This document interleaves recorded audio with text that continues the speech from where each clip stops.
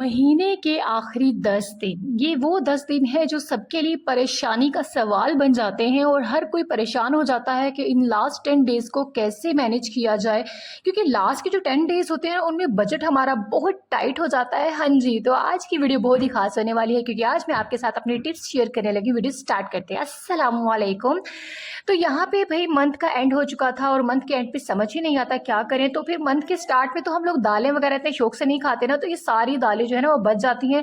तो मैं कुछ ऐसा करती हूँ कि ये दालें जो है ना वो बिल्कुल मतलब सेपरेट रखती हूँ। जो लास्ट 10 डेज़ होते हैं ना उसमें मतलब कि कभी एक मूँग की दाल बना ली, कभी माश की दाल बना ली और कभी थोड़ी-सी मतलब दूसरी दाल बना ली, चने की दाल बना ली। हमारे घर में बहुत ज़्यादा मतलब चने की दाल और मस्ती की दाल बनती है, तो बस मैं फिर ऐसे ही करती हूँ। और मैंने कुछ जो है ना चने उनको बॉयल करके रख लिया था क्योंकि इंसान जो है ना एक ही मरतबा सारा हेक्टिक ले लेता है, फिर उनको जब भी बनाना हो ना थोड़ा-थोड़ा करके मैं इनको उबाल मतलब बना लेती हूँ सालन वगैरह।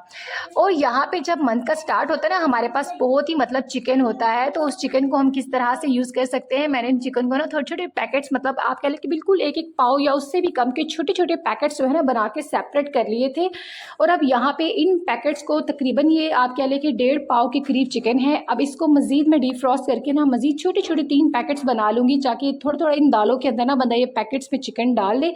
तो उससे क्या होता है कि हमारे एटलीस्ट 3 दिन जो हैं वो मज़ीद गुज़र जाते हैं। मतलब जब आपके स्टार्ट में होता है ना आपका बजट बहुत स्ट्रॉन्ग होता है, आपके पास चीज़ें ज़्यादा होती हैं, उनमें से थोड़ा-थोड़ा मैं बचा लेती हूँ ताकि मुझे जो है ना लास्ट के 10 डेज़ जो है ना वो गुज़ारना मुश्किल ना हो।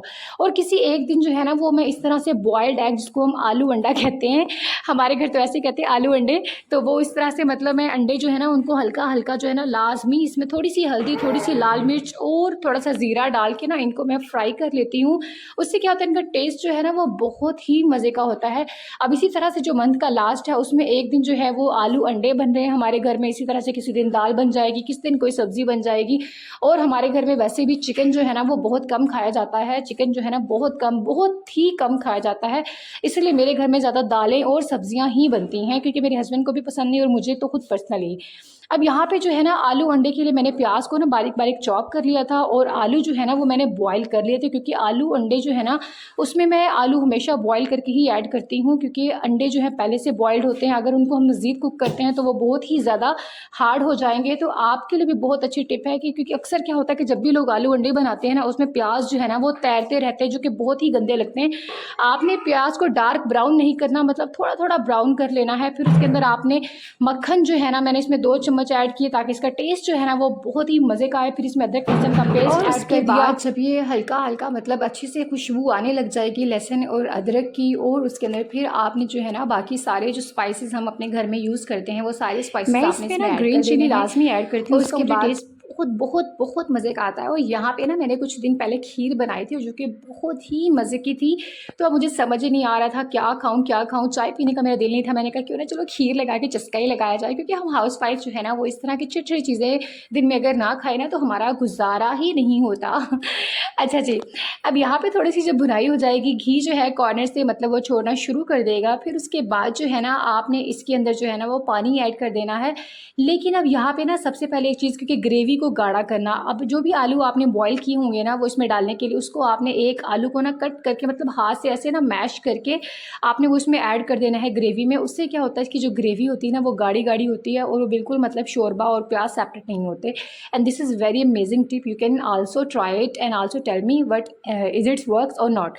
ओके, उसके बाद फिर जो है ना नेक्स्ट मैंने अब क्या किया, अब यहाँ पे जो है सारे काम करने के बाद जो है ना वो सालन बन रहा था।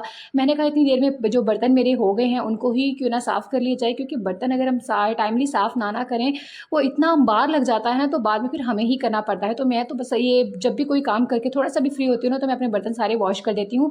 अब यहाँ पे मैं थोड़ी सी आपके साथ अपनी बात शेयर करूँगी। मेरे बच्चे जो है ना वो यकीन जाने, वो मैंने उनके लिए इतने अच्छे फीडर लिए हुए हैं, टॉमी टिपी का फीडर लिया है, पिजन का फीडर लिया है, लेकिन मेरे बच्चे जो है ना उनमें बिल्कुल भी दूध नहीं पीते। उनको सिर्फ वही फीडर अच्छा लगता है जो बिल्कुल मतलब नॉर्मल हल्की क्वालिटी का होता है, जैसे शील्ड का हो गया। तो मुझे ना बहुत इरिटेशन होती है कि बच्चे बीमार ना हो जाएं, लेकिन लेकिन मेरे बच्चे सुनते ही नहीं हैं तो बस उसके लिए मैंने मतलब हर चीज़ ली हुई है, लेकिन जो उनका दिल करता है ना वो उसी में लेते हैं, क्योंकि जो ब्रांड अच्छे वाले फीडर होते हैं ना उनके हैंडल्स वगैरह नहीं आते। तो मेरा तो बैड एक्सपीरियंस है टॉमी टिप्पी का एंड पिजन का, क्योंकि उसमें मुझे बिल्कुल भी हैंडल नहीं मिलते। शील्ड वाले जो है ना उनमें हैंडल्स होते हैं, तो मेरे बच्चे बड़े खुश होते हैं।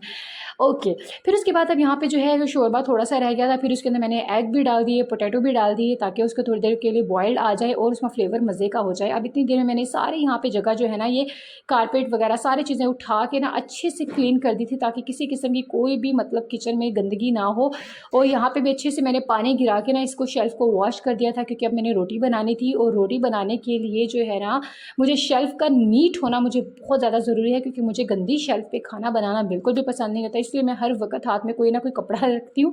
जब भी मेरा दिल करता है मैं इसको शेल्फ़ को साफ़ कर देती हूँ। अब यहाँ पे क्योंकि मंथ का लास्ट आप सभी को पता है कि सबके घर में राशन जो है वो ख़त्म होने वाला है और नया बजट जो है वो स्टार्ट होने वाला है। तो बस मैं इसी तरह करती हूँ कि मेरी आदत है, जब मंथ का स्टार्ट होता है ना तो मंथ के स्टार्ट में ना मैं थोड़े से पैसे बचा के रख लेती हूँ। मतलब कह लो कि कोई 1000 रुपीज़, कोई 2000 रुपीज़, जितना मतलब मेरा बजट मुझे इजाज़त दे 3000 मैं उतनी सेविंग कर लेती हूँ, ताकि बाद में अगर कभी मेरा कोई दिल भी करे चिकन वगैरह खाने का, कोई बिरयानी वगैरह बनाने का, तो फिर मैं ना अपना थोड़ा सा मतलब सेविंग में से वो चीज़ें जो है बना लेती हूँ। क्योंकि मेरे जो है पेरेंट्स भी कुछ मतलब सेम सिटी में होते हैं, तो मेरे बच्चे जो है ना वहाँ पर भी जाते रहते हैं, तो उन्हें वहाँ से भी पैसे मिलते रहते हैं, तो वो भी मेरे पास सेविंग की फॉर्म में ही होते हैं।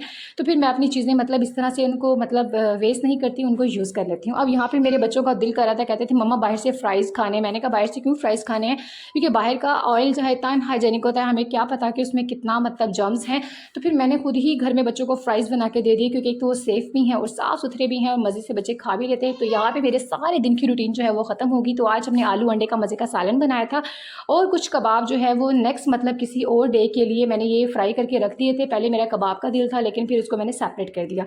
तो नेक्स्ट व्लॉग के लिए अल्लाह हाफ़िज़।